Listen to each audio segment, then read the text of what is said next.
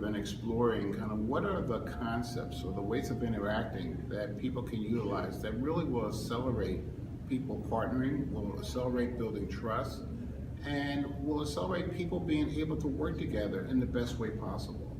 And what's gotten clear to us is that we need some common language, and we've been doing work in Japan and Singapore and China and the Netherlands, Mexico, United States, Canada, all over the world.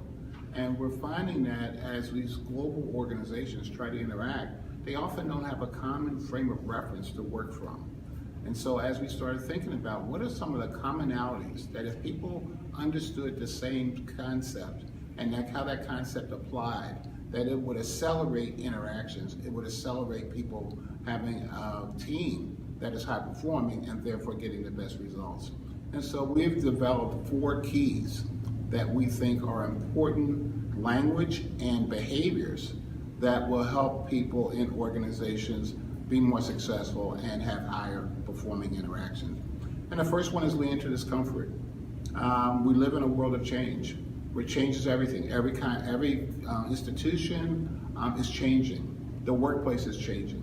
What a family is and how it operates is changing. What the generations want from one another is in flux. And so we are all in a world where we all have to get different. We got to be different than our parents were, very different than our grandparents, and probably different than we were 5, 10, or 15 years ago. I don't think many of us today imagine that we would have to be as different as we are today and the world we would be operating the way we are today. So we all have a lot of learning to do. We all have to be continuous learning because the world's in change. When the world's in change, we all have to be learning. And so as we're in that process, we're going to have to get out of our comfort zone, get out of the things that we have always done, tried and true, always has worked for me. Because what has always worked for you is not going to work in a world where everything has changed. And so we're going to have to move out of that comfort zone and have discomfort and let discomfort be okay. When we're learning, we're often in an area of discomfort. So here's an opportunity for us to be in a learning mode and to be moving ourselves to the future. And the future is a world that's going to be very different than the one today. So leaning into discomfort, being okay with that is fine. Many of us have grown up with the notion that we should be comfortable, and being comfortable should be our goal. And what can I do to make myself comfortable? And don't have anything happen or interaction with somebody where I'm uncomfortable or they're uncomfortable. But again, in a world of change, we're going to have to be uncomfortable. We're going to have to move out of those comfort zones as we experiment and learn about new ways of being and new ways of interacting. So for us, one of the keys that opens the door to better interactions is really leaning into discomfort, letting that be okay, being okay with discomfort, being okay with sweaty palms, being okay with a nervous stomach, being okay with not knowing, and let that not knowing be a door into knowing more because you're exploring and because you're open to what might be inside that door.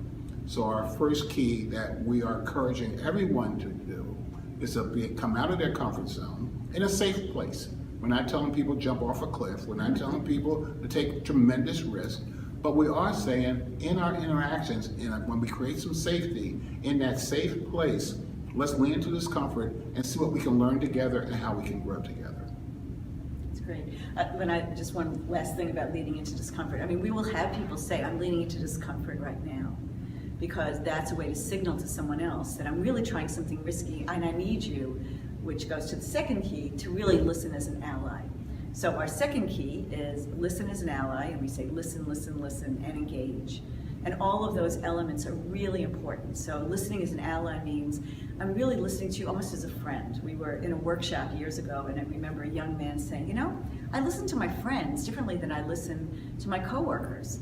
And that was kind of how listening as an ally came out, was kind of as a notion or a way of thinking about listening that says, I'm going to listen to you in a way that's going to be supportive. I'm going to listen to you fully and deeply. And so we say listen as an ally means listen once, listen twice, listen a third time. So I'm really taking in what you say, and then engage. What did I hear? How did I respond? What you said landed on me, so that you really know you were heard. You know, in the old days, we used to talk about active listening, and we used to talk about that as an important skill. And I think we've lost that art. We're so busy with our phones, we're so busy with technology, we're so busy with being busy that we're not really listening to people truly. And the most important thing is people want to be heard. particularly for working across differences. We have to really take in what's going on for someone else. And often I think the secret is somebody might come into your office and say, oh, can you talk about whatever? And you start having a conversation and maybe you start trying to give them the answers. And then sometimes that's just a trial balloon, because then they come back to the last statement is, oh, there's one more thing. Usually the one more thing was the real thing they wanted to talk about. All the rest of that they began with was almost like a dress rehearsal, because the real important thing was, is this safe enough for me to share this with you?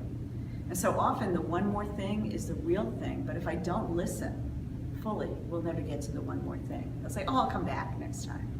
So for us, the reality is, how do I really listen as an ally? There was a leader that we worked with that was working on new product development, and it was interesting because someone on the team came up with a wild idea. It was really crazy. And his initial response, which he shared with me, was like, initially he was thinking, no, this won't work. And he decided, since he was practicing listen as an ally, that he was going to really just listen, and he opened it up to the group and said, what do you all think? And the initial idea wasn't the idea that actually went into practice. But what happened was everybody started building on it, and in such a way that they came up with a new idea. And what that leader said he learned that day was, if I hadn't listened as an ally, I would have stopped that conversation. I would have stopped the innovation. We never would have gotten to the outcomes we did.